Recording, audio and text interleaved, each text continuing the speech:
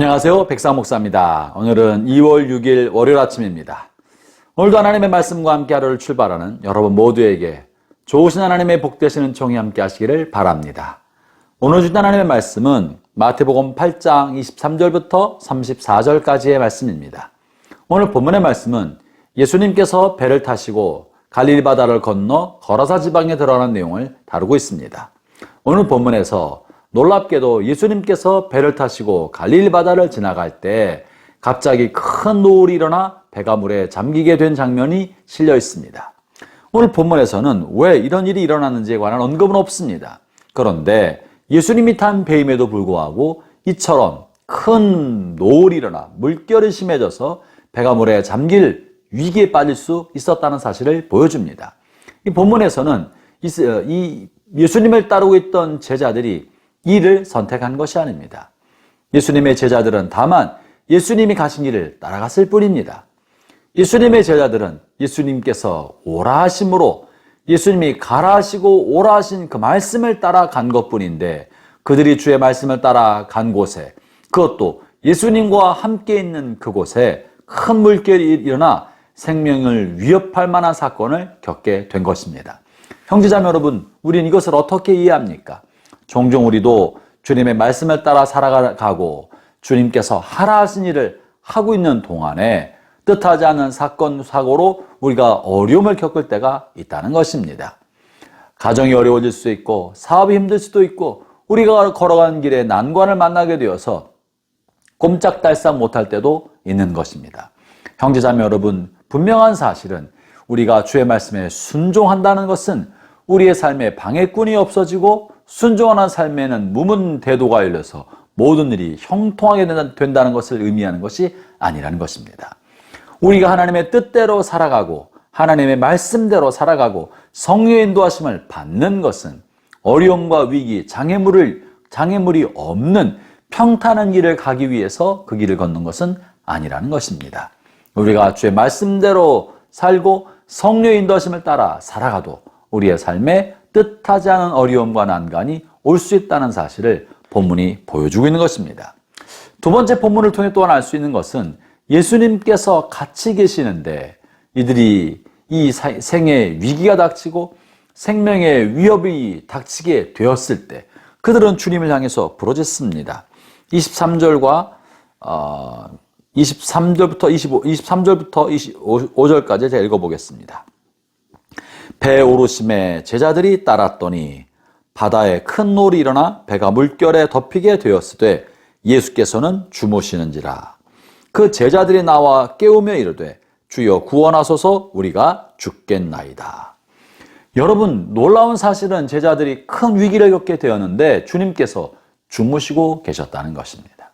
주님과 동행하는 삶, 말씀에 순종하는 삶을 살고 있는데 그들이 제자들에게 닥친 위기 앞에 그들이 힘써 부르짖고 간구해도 주님께서 주무시고 계셨다는 거예요. 형제자매 여러분, 마치 우리가 주님의 뜻대로 살아가면서 우리의 위기와 어려움을 하나님 앞에 호소하고 있는데 마치 주님께서 주무시는 것처럼 우리의 소리를 안 들으시는 것처럼 우리의 기도에 대하여 아무런 반응이 없이 그저 깊은 침묵만으로 대답하실 때가 있을 수 있다는 겁니다. 형제자매 여러분, 우리는 이와 같은 상황을 어떻게 이해해야 합니까? 때때로 하나님은 무언가 특별한 목적을 가지고 우리의 기도에 오래고 깊은 침묵으로 응답하실 때가 있습니다.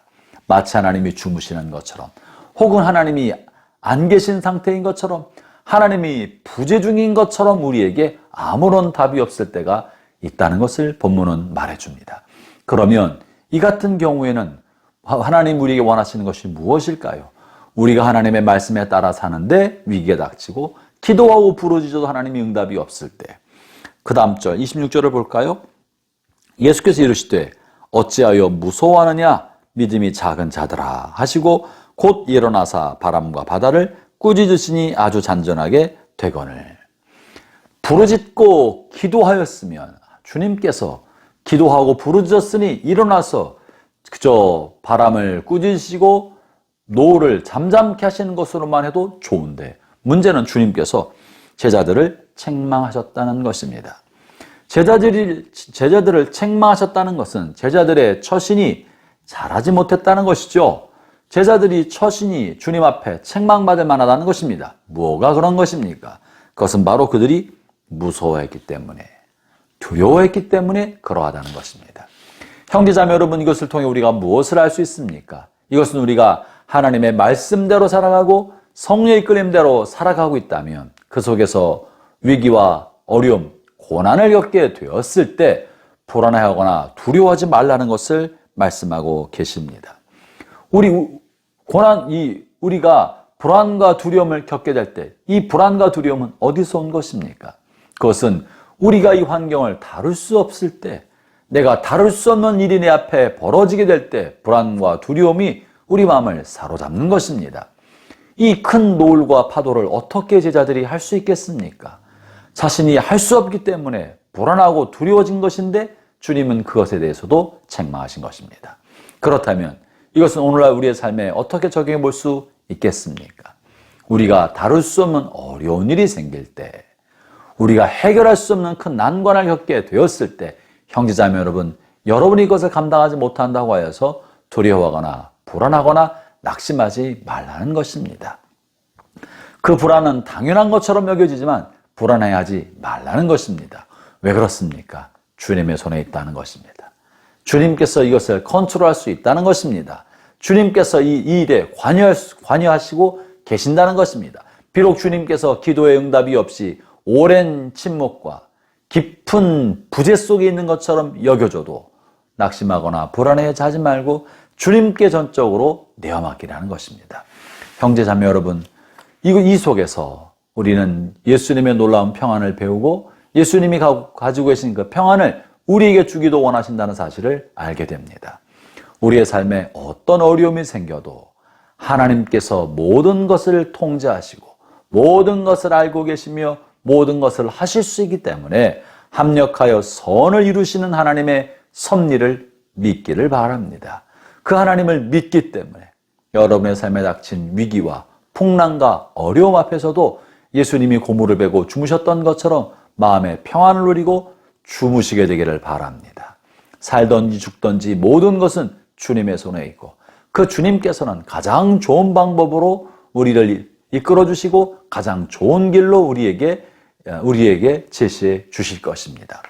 본문에서 이처럼 주님께서는 내가 다룰 수 없는 일 때문에 불안해하는 제자들에게 왜 무서워하느냐, 믿음이 적은 자들하고 책망하신 것이죠. 저나 여러분에게 하나님을 신뢰하는 깊은 믿음이 넘쳐나기를 바랍니다. 아울러 이 일 후에 주님께서는 배를 타고 이 건너편 지역 가다라 지방에 도달하게 되었다고 말합니다. 형제자매 여러분, 큰 풍랑이 일어나고 큰 노을이 일어나서 위기를 겪게 되었지만 이 풍랑과 노을은 결국 배를 전복시키지 못했고 제자들을 어찌하지 못했다는 사실을 우리가 깨닫게 됩니다. 형제자매 여러분, 지금은 죽을 것 같아도 우리는 주님의 손 안에서 안전히 보존된다는 사실을 믿읍시다. 지금은 우리가 어찌할 수 없어서 두렵고 불안이 우리 마음을 사로잡는다 할지라도 배가 아무런 이상 없이 목적지에 도달했던 것처럼 주님께서 우리를 붙드시고 보호하고 계셔서 우리가 편안하고 안전하게 소원의 항구에 도달할 수 있다는 사실을 믿읍시다. 오늘 하루 살아가는 동안에도 하나님을 신뢰함으로 마음의 평강을 누리게 되는 복되는 총이 함께 하시기를 바랍니다. 기도하겠습니다. 하나님 아버지, 우리의 삶에 뜻하지 않은 어려움과 위기가 생길 때 주님께서 풍랑 앞에서도 고무를 베고 주무셨던 것처럼 우리 모든 성도들의 마음속에도 하늘에서 공급하는 평강이 우리의 마음과 생각을 주관하게 하여 주셔서 두려워하지 않고 놀라지 않고 낙심하지 않고 대범한 평안을 누릴 수 있게 하여 주시옵소서. 예수님 이름으로 기도합니다. 아멘.